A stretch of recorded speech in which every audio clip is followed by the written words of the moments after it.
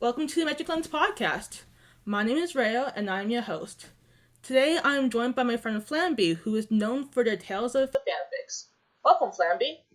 Hey there, so I go by Flamby Del Rabies online, and I've been a fan of the Tales of series since 2008. Symphonia was my first, and I am most well known for my Tales fanfics. In my own personal life, I have a degree in social work, and I've been working in various sectors of human services for the last 4 years. So to be invited here to talk about my favorite things, which are tales, psychology, and character analysis, I'm pretty excited. Thank you, Rayo. You're welcome. So we decided that since Flamby is well known for their Symphonia fics, which involve Zelos, we were going to talk about the character of Zelos Wilder. Yeah, Zelos is definitely a favorite of mine, which is probably obvious to anybody who's read my stuff, but I think Zelos is a really interesting character to analyze because Zelos is a character you're supposed to be critical of from the start. Zelos is definitely a character who you learn more about the more you start to trust him, and that's probably the reason why it's so hard to raise his affection in Tales of Symphonia, and why he's the hardest to get an ending for, because he is the one who starts out with the least trust in Lloyd. Yeah, which is parallel to Colette, not parallel, in contrast to Colette, who has the highest trust in Lloyd. Yeah, exactly. It's interesting, actually, how Colette and Zelos are parallel to each other in a number of ways, but I figure that's something we'll probably get started on a little bit later. I wanted to talk kind of about Zelos' character arc and how it's just about being critical of Zelos, really. It's really easy to take him at face value and to think, even when you meet him as a boisterous, flirty, is an asshole to Lloyd, hits on Colette, who is in her angel state, and obviously a lot of people did dig that. A lot of people did go, right off the bat, I like this guy. But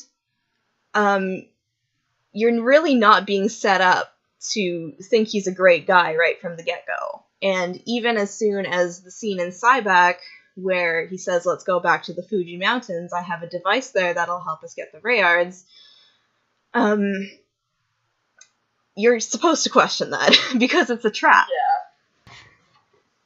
I think there's a lot of little hints about that throughout the game, and if you're not listening to what he says, if you're not paying attention, you miss those things. Yeah, definitely. They didn't drop the fact that he's a traitor just randomly. To skip forward a little bit, watching his Lenore scene, and at the very end of it, he gives you his chosen orb, but then he says, I don't deserve your forgiveness, but I'm asking for it anyway. And you're like, why? Lloyd was like, why is he asking for that? It can't be easier to understand, because at that point, he hasn't done anything to Lloyd, but he's betraying Lloyd in the very end anyway. Yeah, exactly, and it's interesting between the two routes, well, technically, between Kratos' route and the rest of the routes, it's interesting to see how that betrayal scene changes, and how, essentially, depending on how much trust you decide to place in Zelos, depends whether he lives or dies, and that's pretty significant. Trust is definitely a huge theme throughout the game and his character arc, particularly with getting to know him and becoming more familiar with sort of the intricacies of how he does things. And it's interesting because there's so much to him, and there's so much that makes him who he is, and it's all up to you whether you choose to see it or not, and it's all up to you whether you choose to see it or not because of whether you choose to trust him in the first place. So, again, it comes back to trust. Yeah, because it's something he was lacking in his childhood anyway, since he just kind of grew up with people that didn't exactly love him and care for him. Yeah, exactly. You don't need a master's degree in social work to know this, but one of the most significant indicators of personality disorders, or not necessarily indicators, but precursors to personality disorders and other mental illnesses, is chronic invalidation in childhood. But there is substantial scientific evidence to back up the fact that chronic invalidation in childhood, which Zelos experienced both through his mother, through his father's passing, through people using him for his chosen status, all of these things kind of surmounting into him losing faith in himself and believing himself to be worthless. And that really damages somebody. And again, you don't need a master's degree to know that, but it seems like common sense when you say it, but it's true. And the things that Zelos dealt with when he was a child are definitely things that would contribute to a lack of self-worth, which would contribute to the mask he puts on in front of everybody. Essentially everybody other than Lloyd, should you choose his ending. Definitely, yeah. And it's just the fact that he doesn't really want to deal with the fact that he's like this now, because he's just like, I'm a little messed up, and it'd be easier if the world was just ended. He says that from North Scene, and he's just like, why? Lloyd even questions Dad, being like, hey, like, we want you alive, but Zelos wants to keep running away. Yeah, even when you look at his flirtatious tendencies and you look at the way he treats women, he seeks out that kind of attention because that's the kind of attention he gets, and that's better than no attention at all, which is what he got in his childhood. So it's very much like, 1 + 1 = 2, 2 + 2 = 4. It's an equation, really. He knows how to get attention, and he wants attention because he didn't get attention. So it's easy for a child who had nothing to want something. Yeah. Just want some kind of love, even if it's just fake. Yeah, and I think this is an interesting point to maybe bring up the parallels between Zelos and Colette, because Zelos has a deep sense of worthlessness. And he really sees himself as, if I weren't the chosen, things would be so much better for me. And the reality is that Zelos really had nobody. From what we understand, he didn't have any close friends growing up. Obviously, his parents were out of the picture. It seemed like he was really just surrounded by Sebastian and other butlers and servants without really much of a trace of love. And Colette, on the other hand, also does have quite this self-sacrificing mentality of, I'm the chosen, I was supposed to die anyways. And that's not a nice mindset to have either, but the point is that Colette was lucky enough to have Lloyd and Genus, who were her friends, and friends in the village, and friends who played with her, and friends who made her think, yes, this is my fate, this is who I am, but it doesn't have to be all of who I am. Yeah, also it's worth noting that Lloyd was friends with Colette, and despite her being the chosen, instead of just being like, oh, you're the chosen, so I'll be your friend, Lloyd's like, I don't really care about that, I'll be your friend. So she had something going for her, even if she wasn't the chosen. Like, if she wasn't the chosen, she knows she would still have Lloyd. Yeah, exactly. And I think that's why trust is such a big thing with Zelos, because he doesn't trust anybody. It doesn't seem like he even trusts himself a lot of the time. And to finally have somebody break that barrier with him through the player, and by extension Lloyd, of course, it becomes very easy to see why that kind of connection would be important to him. Yeah. It's just it's kind of weird though, because a lot of the way you get his affection is by just hurting everyone else, which I find really interesting. I remember my friend playing through Symphonia, and we had to ignore everyone just so that way Zelos' affection can go up. Actually, it's funny, yeah, when I was playing it with my sister last time, I was joking okay, Emily, it's time to piss everybody off just to get Zelos' affection up. And I think a lot of the time it's because the affection system in Symphonia is kind of delegated into sort of the more cool, calm, collected, rational part of the party, which is, Rain, Persea, Zelos, and then you've got the feeling side. So it's like left brain, right brain in a way, right? It's very much like you've got the people who are feelings oriented, like, yeah, let's save the day, let's, save these people, and then there's the other half who are very much like, no, let's go talk to Governor General Dorr first to get the information, to get into the human ranch instead of just busting in. So I think a lot of the reason it pisses off most of the other party is because not only are you working against the feelings, quote-unquote, side of the party, but you're also working against Kratos, because in the Symphonia Chronicles version, at least, they changed it so that Kratos' scene will only trigger if you have enough of his affection anyways, and it won't just trigger if you are going through all of your characters in Flamar and rejecting all of them. So in Symphonia Chronicles, at least, you are trying to not only fight off Colette, Genis, etc., but you're trying to fight off Kratos as well, and that kind of complicates things. It definitely does, yeah.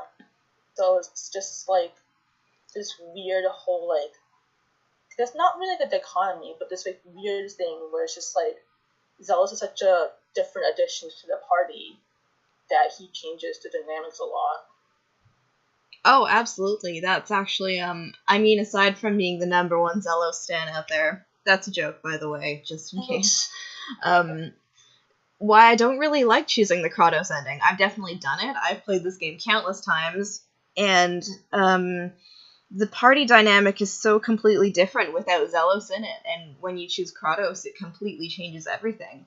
It's much more subdued, much more solemn, and I can understand why maybe some people wouldn't be so into that. I feel like Zelos really brings a certain energy to the party, whether it's because he's faking things or not. Yeah.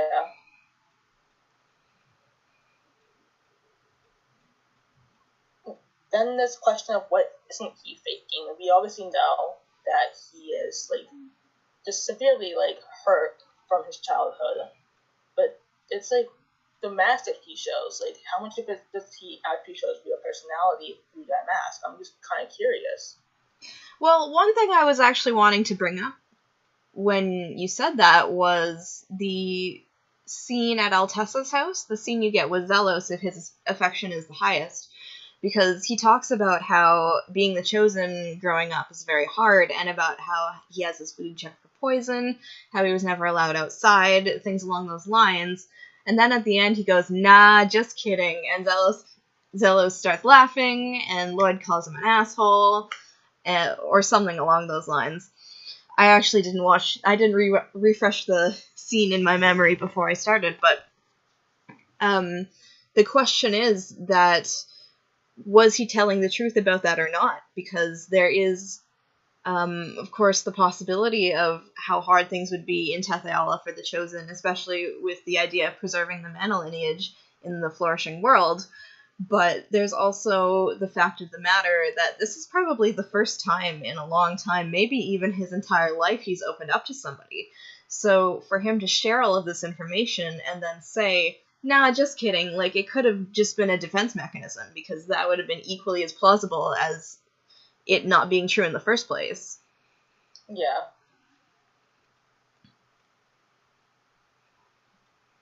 Just really, just a whole, like, interesting part of Zelos. Like, he probably chooses not to believe that his childhood is real, and that's probably why he wishes the world just ceases to exist, and why he would tell Lloyd, hey, if the world ceases to exist, so would you, because Lloyd is a little bit scary to him. Yeah, I can definitely agree that Lloyd would be scary to him, even if just for the reason alone that this is somebody who he's never met anybody like him before in any way, because Lloyd is somebody who sees past race, somebody who sees past Chosen status. He was raised by a dwarf. All of these things are completely foreign to Zelos. And Zelos is somebody who has spent the majority of his life wishing he had never been born. So to see somebody so full of conviction, I can understand why that would be off-putting to him. Yeah. We should probably talk about his past then. The fact that, he was told that he should have never been born at such a young age. I think it was like age 7 he was told that. Do we know, actually? I actually have looked into this. I've written a fic myself that's a character study of Zelos. It's by the name Ice Palace. You can find it on my profile. I'm not here to promote myself, obviously, but it is something that because of that fic I've looked into this, and I don't believe that there is a canon age for when his mother died or when his father died. The thing with Zelos is that as much as we know about him in canon, there seems to be as much to speculate about as well, and that, it's free real estate for content creators like me, but it also makes it a little difficult sometimes, because we don't know if he was 7, if he was 12, if he was whatever. But what we do know in canon was that he was a very neglected child even before his mother died, and I feel like that really comes along with the fact that even Mylene was a victim in her own right, where she was essentially, because of the Oracle, forced to drop her entire life and become the mother of the Chosen. And that alone is such a horrible thing to inflict on somebody. It doesn't, of course, excuse the way she treated her son, but it certainly makes you understand that she would not be somebody who lives a life she loves, exactly. Yeah, especially since it's made obvious that Celeste existing means that the Chosen beforehand, Zelos' father, never really loved Mylene. Exactly. That's actually something I did bring up very briefly in my own character study about how Zelos is a child born of two people who didn't love each other, and Celeste, even though she is a child born out of wedlock, was born from two people who did love each other. And that, I think, probably would have been a point of contention both for Zelos and for Mylene. Yeah. And then there's the fact that Celeste is just kind of hurt from the whole aftermath, since it was her mother that was ordering for the death of Mylene, and also executed. Yeah, that whole family certainly has some issues. They do, yeah. Celeste is an interesting one to bring up, though, because we don't see a lot of her in canon. No, but we don't. We know she's very important to him from what we do see. And the most, if we're bringing side materials into this, the most we really see of Celeste is in the EX chapter of the manga, where they detail kind of the relationship between the siblings. And you can see them playing together as children, and you hear a little bit more about their father's death. In the manga, it seems to have canonized that Zelos' father died when he was about 5, if I'm recalling correctly.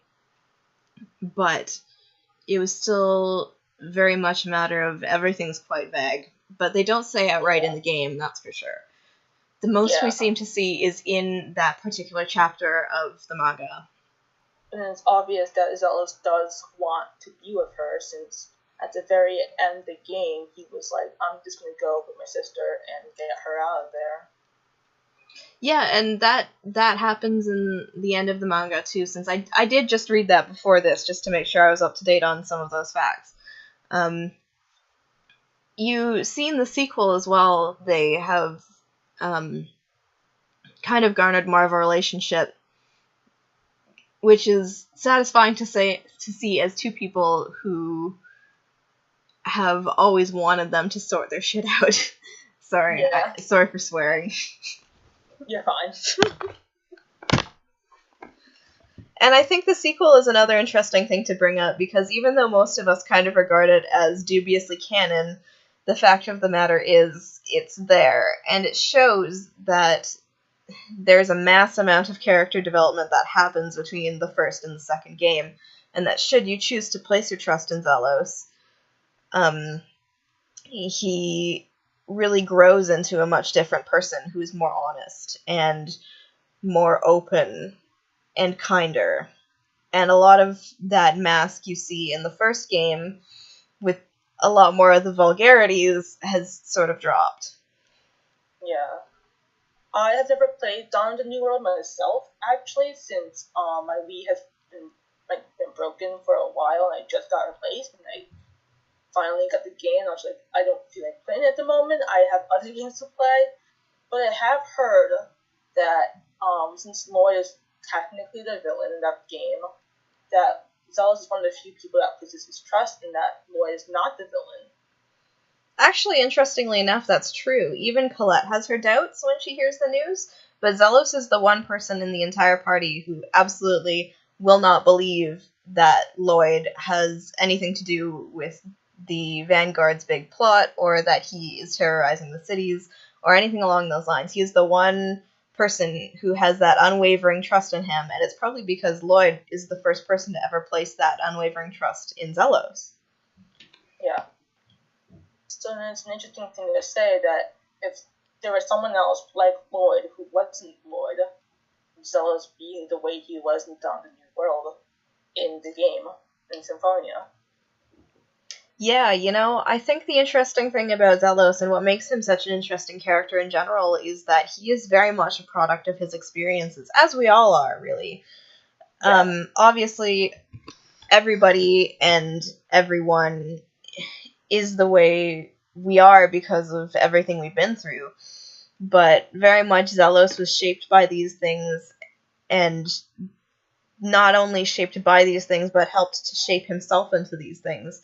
He very much learned, for example, as we talked about earlier, how to get certain kinds of attention based on the kinds of attention he got, and molded himself into the person who we see at the beginning of the game, who is, brazen and boisterous, and an asshole to Lloyd, hits on Colette, etc., etc. Yeah. I just look at him and just find him really interesting. Like, I feel like you mentioned this earlier, that he's not a character you're supposed to just blindly put your trust in and feel like he is a good person. Let's be critical of him. I find it funny that when I first played the game at like age 13, I saw him was like, he has issues, I like him. He has long hair, I like him. He's very vain and mean, but it was how like 13-year-old me worked. But I just find it interesting that it's just he has so many of these issues, but since the games only touch upon them as like, explicitly as some other characters, it's harder for people to realize that maybe he's just like this because of past life, because Zelos' route is one of the harder routes to get. Well, the hardest route to get, especially if you're playing the original game. And it's just not always possible to get your hand on side materials. Yeah, actually, it's funny you say that, because I first played the game when I was 13 as well. I am now 26, and Zelos was actually one of my least favorite characters my first playthrough. I thought he was an asshole, I thought he was annoying. When it came out that he was a traitor, oh my god, I lost it. But then my second playthrough, I got his ending completely by accident, and to be honest, I don't know how I managed that. But I can say that getting his Flanor scene completely made me change my opinion of him, because it made me go, well, maybe there is more to this character than I thought there was. And the Chosens are like onions. Think of it like that. Ogres are like onions, except Chosens are like onions. Both Colette and Zelos have so much to unpack, and so many layers and layers and layers of things that you can analyze to find what's underneath, and they're both such interesting characters. Yeah. Sorry about the Shrek reference. No, you're fine. But yeah, if it wasn't for the Chosen, then he thinks he would have had a better life. Like, to be fair, if it wasn't for him being a Chosen, he probably wouldn't have been born, because Monique definitely wouldn't have married his father. But if he wasn't a Chosen and that course of events did happen, then he wouldn't have been the target of so much hate and so much just isolation. Yeah, it's interesting to think about, actually, because when you fight him as a boss on Kratos' route, you get the scene beforehand where he says, "All I wanted was a fun, easy life, nothing more, nothing less." And that is a very poignant quote. And I think it's very telling of kind of what he wanted his life to be, because a chosen's life obviously would be very structured and very decided for him. And clearly that's not what he wanted. And I can't imagine anybody would really want that either. No, definitely not. So then, would you say that his mask is partially what he wanted in life? Like, even though his fun comes at the expense of other people being annoyed or hating him, would you say that him being like the flirtatious guy is part of his idea of fun? That's actually a really interesting question, because I hadn't thought of that much. I think, in a way, everything he puts out there is probably everything he wants to be in some way. But the reason the worthlessness is still there is because he knows it's not who he is. Okay. So it's just this feeling of just, I'm gonna be the person that, like, not even the person, but like an exaggerated person of who I want to be. And it should counteract the loneliness, because the more I act, the more different I am. But it just only hurt him at the end. Exactly. And definitely, as somebody who has worked in mental health, it's easy for me to look at things like that and say, like, that's not healthy, and that putting up that sort of a mask so long and so extensively that it wears like a second skin is detrimental to healing. So the fact that in every ending but Kratos's, he manages to kind of pull that back, as evidenced by Dawn of the New World, I think that's a really good thing, and it shows a lot of growth as a character. And I think that's kind of what draws a lot of people to Zelos, is that he's not a static character. He is somebody you watch grow and change over the course of the game.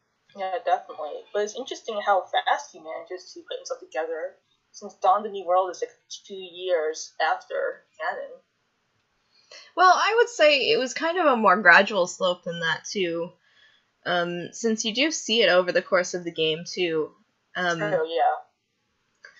Even his Flanor scene was pretty huge, even though he did have the moment where he says sometimes it would be easier if everything were just destroyed. Lloyd shuts that down and he listens. And Zelos is somebody who has always just spent his life trying to get from point A to point B, somebody who is kind of transient in a way, evidenced by the fact that he wafts between Lloyd's group, the Renegades, and Crucius. So the fact that he's finally starting to pick a side and think for himself and think, what do I want? I think that's a huge step and a huge marker of change. Yeah. But still, I just asked that because I was like, it takes a while to break an old habit, and it's obvious that his old habit was being a flirtatious, just annoying guy, and we don't know how long he's done it for.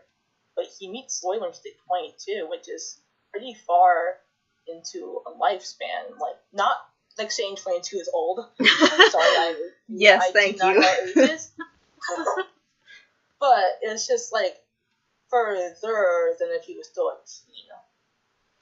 I think those things can also be sped up with Catalyst, too. And meeting Lloyd, somebody who puts, in most routes, so much trust in him, and makes him see that he can be more than just, the flirtatious playboy who is an asshole to everybody.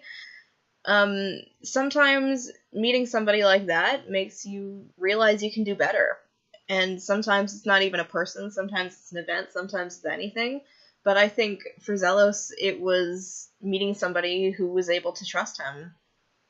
Yeah, definitely. And it's funny because even if he just chose Crucius, then they wouldn't have trusted him and he wouldn't have changed. Yeah, it's interesting to think about because I think I will put a little bit of a content warning for suicide on this, just in terms of general discussion. But I think um, a lot of this is obviously speculation, but it's pretty implied by the time Kratos' ending hits where Zelos betrays everybody that he knows he's going to die. He can't fight everybody 1 against 8. Or 7, I guess. Math. Yeah. This is why I went into social work. But seriously, as I was saying, I think by the time that Zelos' betrayal hits, he realizes that the only way for him to be stripped of his title and have a pass to Celeste is for him to die. And even in the manga, in the EX chapter I was talking about, he says at the very end, if I were to die, then you would be the chosen and you'd finally be happy. And Celeste obviously is very upset about that because she doesn't want her only family to die. But Zelos is in that mindset where he's ready to. And then it's meeting Lloyd, making friends with the group that really changes that for him. And that's significant. But it's also interesting to note because in that same manga, it's confirmed that his father had died by suicide. So he only knows that the only way out is death. And even if Crucius was like, hey, we'll do it for you without you dying, he knows that there's no way out of that lifestyle unless you choose death. Yeah, it's interesting because in the game itself, the only time we ever hear about Zelos' father, who was the previous chosen, was in his Fëanor scene. And it's a one-off comment about how he became the chosen after his dad died. And other than that, the only things we ever hear about his father are otherwise in the EX manga, where he says that his father died by suicide. And it's an interesting insight into what it must mean to be the chosen in Tethe'alla that his father decided to take his own life and die by suicide. I believe the implication was because it was his affair with a half-elf was exposed. But there's a lot to speculate, and I think that's the interesting thing about Zelos in general, is that there is a lot to speculate. There is a lot that you can look at and kind of spin into your own little headcanons. And do I have my own? Absolutely. But it would have been nice to get a little more from the game about some of this stuff, that's for sure. Yeah, definitely. I feel like the game was just kind of a little sparse in some places, just more like promoting the character, make their own opinions, which is cool and all. But sometimes you wish you just get more, so that way when you reply, you can just go like, oh, I missed that. Oh, that's the really interesting part. I wonder how that affects the character. I think the interesting thing about Symphonia is that it puts everything out there for you. Like, when I was replaying it with one of my friends a couple of years ago, actually right around the time I started to write fic again, that same friend had also played Symphonia before, but many, many years prior, and I, of course, try to replay it at least once a year. And said friend went and said, wow, you know, like, if I didn't know what was happening, I would have thought nothing of that line, kind of thing, where there are so many just very obvious foreshadowing lines that you don't think anything of because they're just so blatant in your face. And I feel like a lot of that is true with the foreshadowing for Zelos' betrayal. Like, I mentioned the Fuji Mountains earlier, but there's also the fact that when they get there, Zelos goes, come on, let's step over here. The trap comes up, Perseus says, Zelos is clumsy, and he just feigns foolishness. He goes, aw, drats. And it's not really brought up again. It wasn't brought up again what his idea was, what his plan was. It's one of those things you're supposed to analyze, but so many people don't. Yeah, definitely. It's just, the game gives you so much that you just, like, you trust it, and it's weird, honestly. Like, the game is playing with your trust and how much they give you to the characters and how much know with the characters. Yeah, no question. It's a game of many twists and turns, and that's why it's been my favorite for so many years, I think, because nothing else has ever put me on a ride the way Symphonia has. Yeah. Like, that is just... Like, if you could wrap up Zelos in one word, how would you? Like, not one word, but like a sentence or just a thought, since one word's a little hard. I think I will do one word, and I will say complicated. And I will also say that Zelos is a very interesting thread to unravel, should you choose to. And that I hope that anybody listening to this has kind of adopted some new ideas about him, and that they've learned something or thought something new. Yeah. I do hope that this was a little bit, like, eye-opening for some people. Just, oh, I didn't think about it that way. Maybe I should go replay and see, or just rewatch some parts and see what happened. Honestly, yeah, because I honestly had a lot of fun being on this show today. So if anybody else can get something out of it the same way I did, that would be awesome. Honestly, I was just like, I didn't have enough time to go through his whole entire wiki just to make sure I knew like everything. So I chose to watch this from North Scene, and I just realized there was so much stuff there that was just packed into like a 5-minute scene. I was kind of like screaming like, oh, that's a sign he's going to betray you. Oh, that's his past. Oh, that's canon. Just so nice and realize that once you know a bit, canon just kind of falls into place with all of it. Yeah, that's for sure.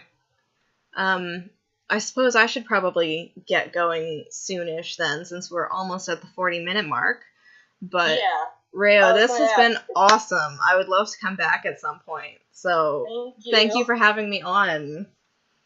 Thank you for agreeing. Honestly, is there anything you want to promote? I know you've done some promotion in the beginning, but in case you want to do it again, you're free to do so. Well, I'm a fanfiction writer. Reo will be linking my AO3.